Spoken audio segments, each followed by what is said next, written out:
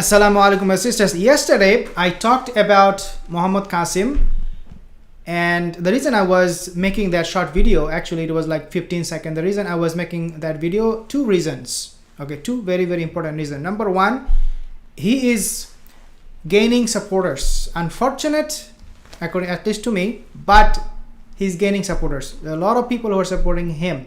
Number two, which is also very important, is that he is using religion. When people come out and claim something, that is absolutely fine.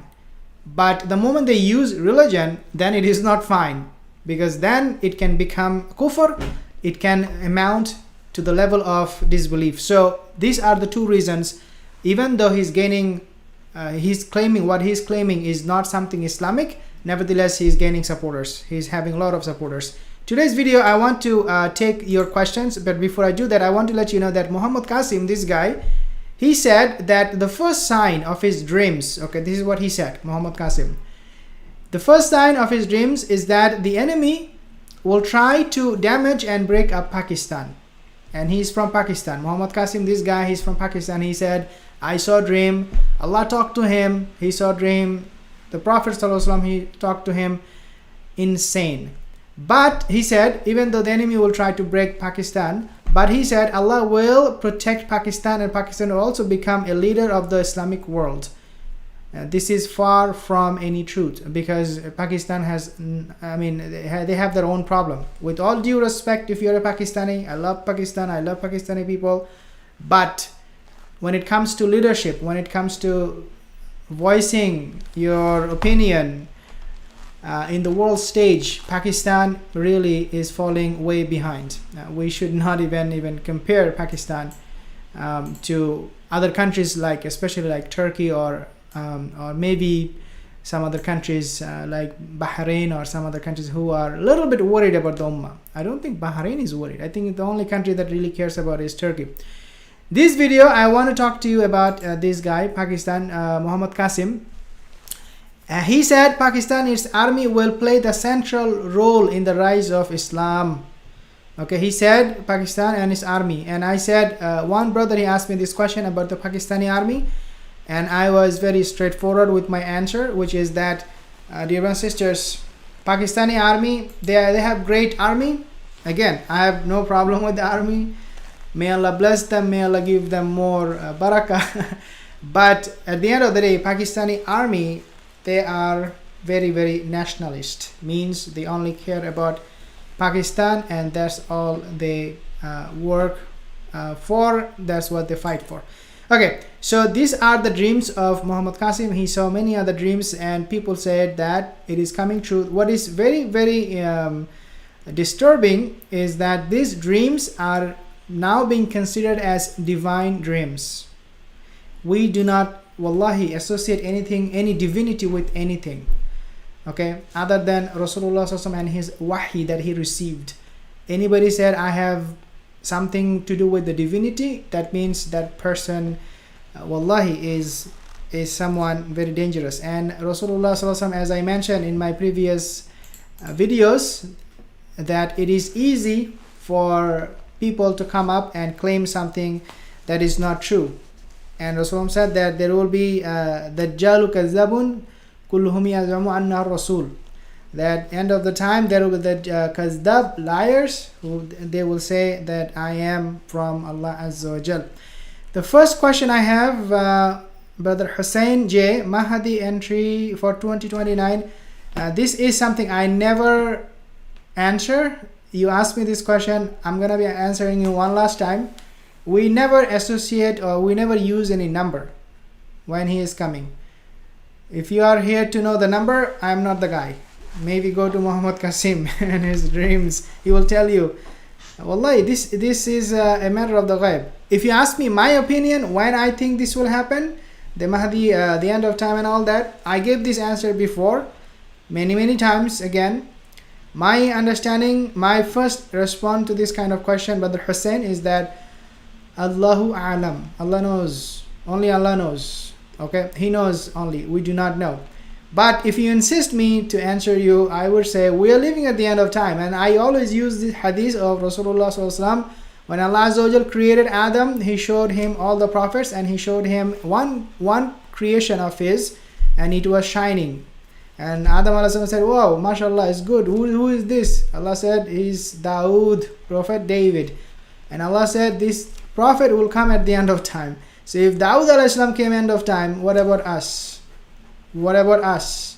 So we are indeed living in end of time. But again, we do not use numbers.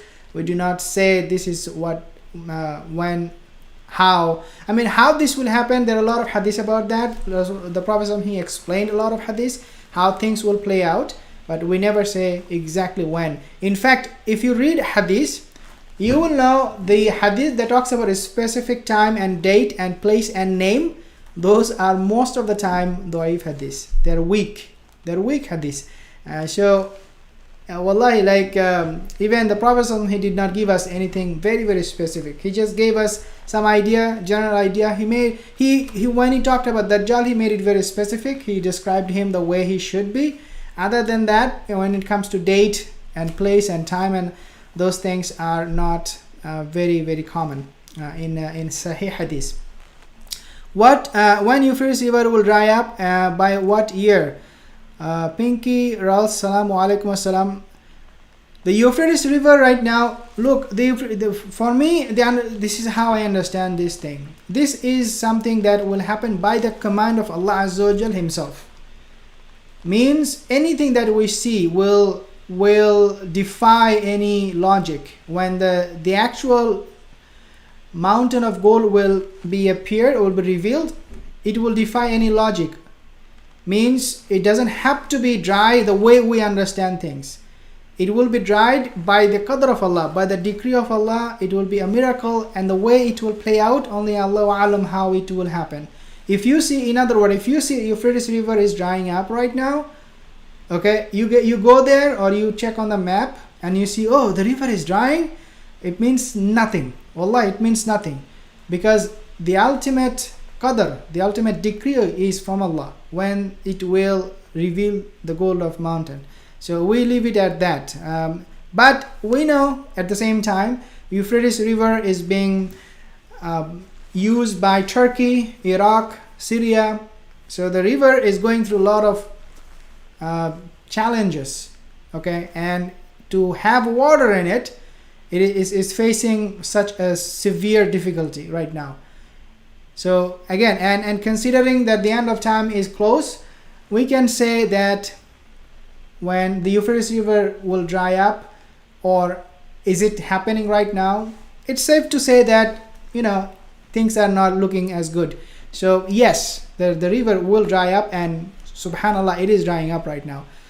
Be cool, I am Muhammad Ramzin. In hadith it says, Mahdi, wa alaikum salam, brother Ramzin, Mahdi will come from east, so he can emerge from Asia, because Prophet ﷺ said he will come from east from Saudi Arabia.